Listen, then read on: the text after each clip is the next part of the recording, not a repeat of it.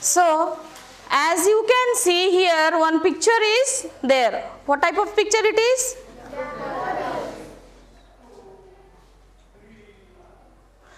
You can see here a picture that is a very beautiful flower which you can find in the chart paper. What it is? It is daffodils, written by William Wordsworth. Okay, so today we will learn about the poem, a very beautiful poem written by William Wordsworth, The Daffodils.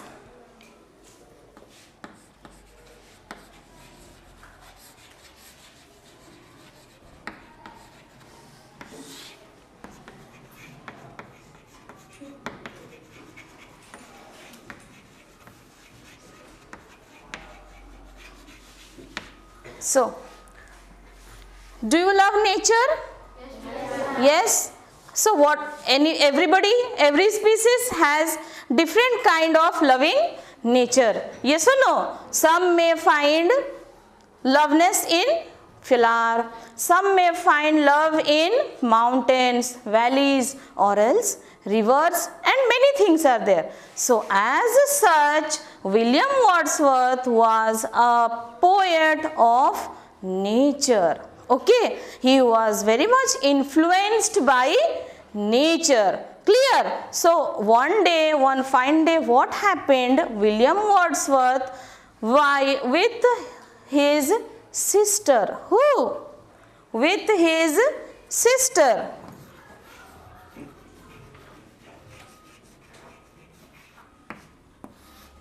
What it is? Dorothy. Clear? Dorothy. So with his sister William Wordsworth, while he was gazing in the valleys, and suddenly a valley of daffodils came. Okay, while he was wandering in the wandering in the valley, he was wandering in the mountains. What he saw? He saw suddenly a field of daffodils. Okay, which was attracted by both brother and the sister. So now, this I will keep it. Go to place. This chart paper we will stick it here. Okay. So now, the other name of daffodils is, what is the other name of daffodils? The other name of daffodils is I wandered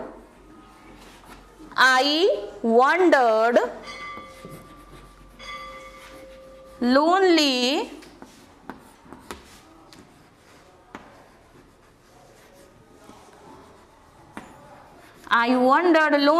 as a cloud. This is the other name of daffodils. You can see, children, the first page, in the first line of your poem, it is written there, I wandered lonely as a cloud. Okay. So if the question comes, what is the other name of daffodils? What will you write? I wandered lonely as a cloud. Okay. So I here refers to the poet. The poet. Who? William Wordsworth. Wandered, he was gazing. Wandering means walking and thinking something. With whom? With his sister Dorothy. Clear? So in the year of 1805 to 1807, in this time period, the poem has been written. So this daffodils influenced William Wordsworth so much that he has decided to write one poem, and he will prescribe it for the readers. Okay, so that everybody could enjoy it. So besides that comes our daffodils. I told you it is a yellowish flower. But have you seen daffodils? Have you seen daffodils in India? No, we cannot find daffodils in India. But a similar type of daffodils is known as, no, lily. Okay, a lily like flower is known as daffodils, because lily we can easily find in our India, yes or no? So daffodils. Now come to the book. I wandered lonely as a cloud that floats on high over valleys and hills. So the poet William Wordsworth, he is telling to the readers that when he was wandering, when he was walking down the valleys, suddenly a field of daffodils came with the blink of eyes, and he was greatly influenced by it. Clear? Next. When all at once I saw a crowd. I saw a crowd. Crowd refers to a large number of daffodils, a large number of one and only flower, that is daffodils. Wherever he was rotating his eyes, he can only find daffodils. Clear? Now, a host of golden daffodils besides the lake, beneath the trees. Besides the lake, that means there was a lake just beside the field of daffodils. Okay, beneath the trees. Beneath the trees, there were some trees which were just under the trees. There were a field of daffodils. You are able to connect? Yes or no? Yes. Then a host of golden daffodils. A host of golden daffodils, a very, very, very large number of daffodils. I told you, William Wordsworth, when he was gazing around the valley, suddenly he was wondering and thinking something with his sister Dorothy. Immediately he find a host of, a field of daffodils. Okay. Now, fluttering and dancing in the breeze. Fluttering and dancing in the breeze. They were moving very, what? Very smoothly. They were dancing. Who? The flowers. The daffodils. I told you lily-like structure. Yes. So you just imagine the thing. The flower, the daffodils, how it was moving just in a tune. Okay. In a smooth tune. Next. Continuous as the stars that shine. So now in the second stanza of the poem, William Wordsworth is comparing daffodils with whom? With the Milky Way galaxy. Okay, with the large number of stars. Where do we find a large number of stars? Where do we find? In our galaxy, in the Milky Way galaxy. Okay, so as the poet compared the daffodils with the Milky Way galaxy, what happens? There what happens? Only we can find stars, yes or no? So same way the poet, he also found one and only the yellow color flower, that is daffodils.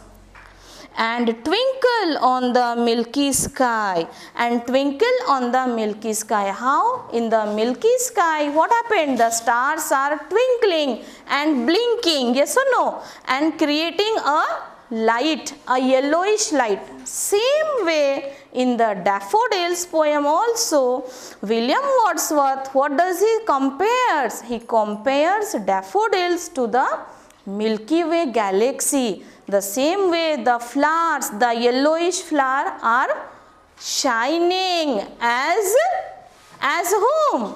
As stars. Good. Next.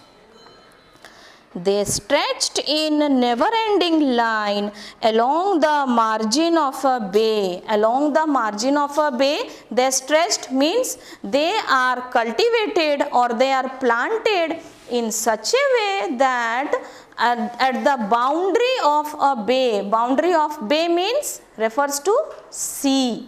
Okay, sea boundary is known as bay.